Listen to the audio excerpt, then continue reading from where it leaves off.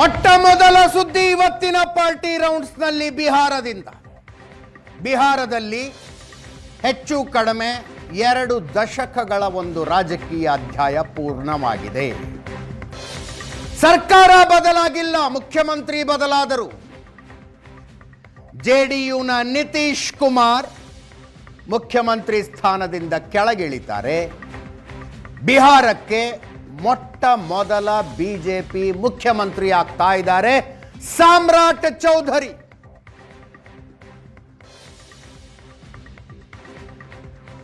ನಿತೀಶ್ ಕುಮಾರ್ ಅವರ ಜೊತೆ ಡಿಸಿಎಂ ಆಗಿ ಕೆಲಸ ಮಾಡ್ತಾ ಇದ್ದ ಸಾಮ್ರಾಟ್ ಚೌಧರಿ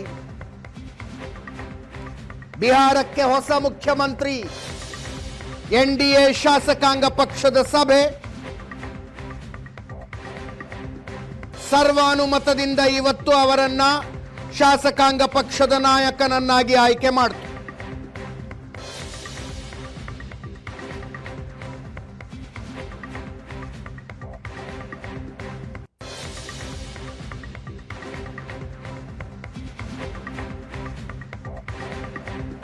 ನಾಳೆ ಬೆಳಗ್ಗೆ 11 ಗಂಟೆಗೆ ಪ್ರಮಾಣ ವಚನ ಸ್ವೀಕಾರ ಸಮಾರಂಭ.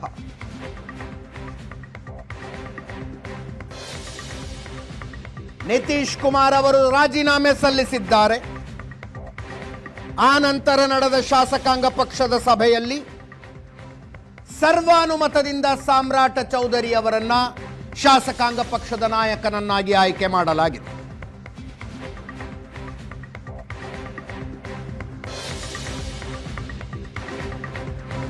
ಐವತ್ತೇಳು ವರ್ಷದ ಒಬಿಸಿ ಸಮುದಾಯಕ್ಕೆ ಸೇರಿದ ಸಾಮ್ರಾಟ್ ಚೌಧರಿ ಮೊಟ್ಟ ಮೊದಲ ಬಿಜೆಪಿ ಸಿಎಂ ಬಿಹಾರಕ್ಕೆ.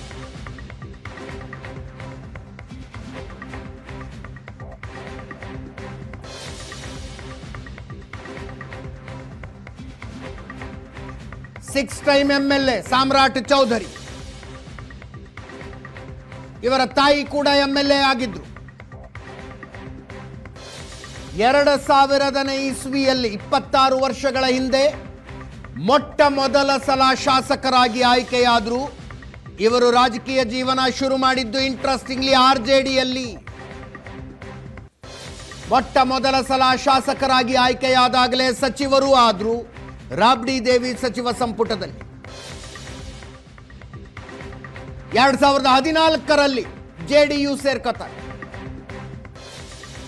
ಜಿತಿನ್ ರಾಮ್ ಮಾಂಜಿ ಸಂಪುಟದಲ್ಲಿ ಮಂತ್ರಿ ಆದರು.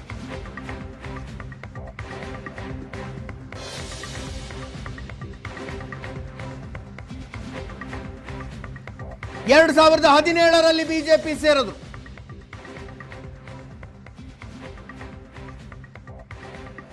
ಬಿಹಾರದ ಬಿಜೆಪಿ ಉಪಾಧ್ಯಕ್ಷರಾಗಿಯೂ ಅಧ್ಯಕ್ಷರಾಗಿಯೂ ಕೆಲಸ ಮಾಡಿದ್ದಾರೆ.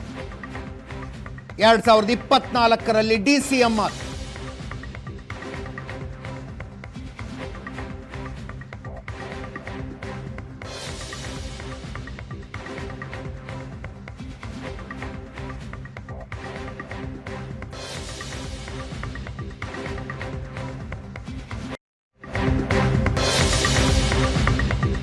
ಹೆಚ್ಚು ಕಡಿಮೆ 20 ವರ್ಷಗಳ ಅಧಿಕಾರ ಮುಖ್ಯಮಂತ್ರಿಯಾಗಿ ನಿತೀಶ್ ಕುಮಾರ್ ಅಧಿಕಾರ ಚಲಾಯಿಸಿದ್ದು 19 ವರ್ಷ 236 ದಿನ ಒಟ್ಟು.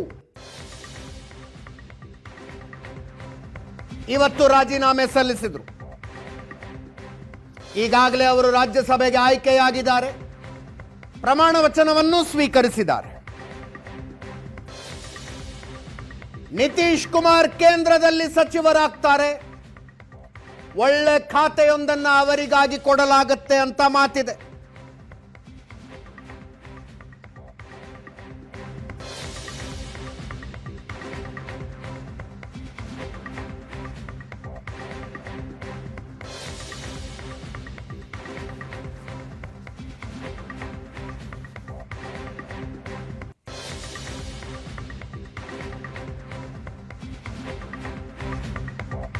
ಜೆಡಿಯುನಿಂದ ಬಿಜೆಪಿಗೆ ಬಂತು ಮುಖ್ಯಮಂತ್ರಿ ಸ್ಥಾನ.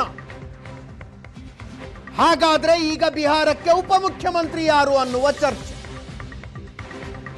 ನಿತೀಶ್ ಕುಮಾರರ ಮಗ ನಿಶಾಂತ್ ಕುಮಾರ್ ಇಷ್ಟು ವರ್ಷಗಳ ಕಾಲ ರಾಜಕೀಯದಲ್ಲಿ ಕಾಣಿಸಿಕೊಂಡವರಲ್ಲ. ಅಪರೂಪಕ್ಕೊಮ್ಮೆ ಅವರ ಫೋಟೋಗಳು ತಂದೆಯ ಪ್ರಮಾಣ ವಚನ ಸ್ವೀಕಾರ ಸಮಾರಂಭದಲ್ಲೂ ಅಲ್ಲೂ ಇಲ್ಲೋ ಬರ್ತಿರ್ತವೆ. ಕಾರ್ಪೊರೇಟ್ ಜಗತ್ನಲ್ಲಿ ಕೆಲಸ ಮಾಡ್ತಾರವರು.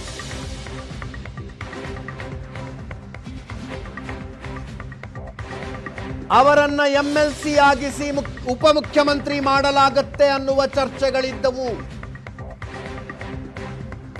ಈಗ ಅವರು ಹಿಂದೇಟು ಹಾಕ್ತಾ ಇದ್ದಾರಂತೆ.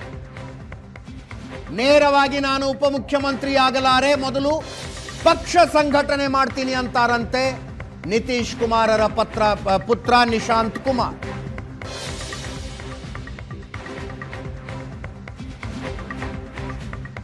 JDUಗೆ 2 ಉಪಮುಖ್ಯಮಂತ್ರಿ ಸ್ಥಾನದ ಚರ್ಚೆ ಕೂಡ ಇದೆ.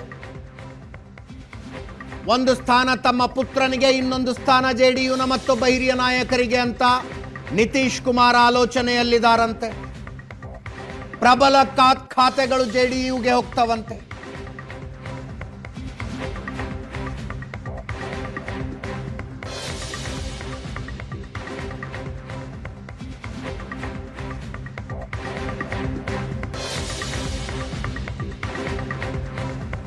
LJP ಕೂಡ ಈ ಸಲ ಪ್ರಬಲ ಖಾತೆಗಳಿಗೆ ಬೇಡಿಕೆ ಇಡ್ತಾ ಇದೆ. ಸಚಿವ ಸಂಪುಟ ಪುನಾರಚನೆ.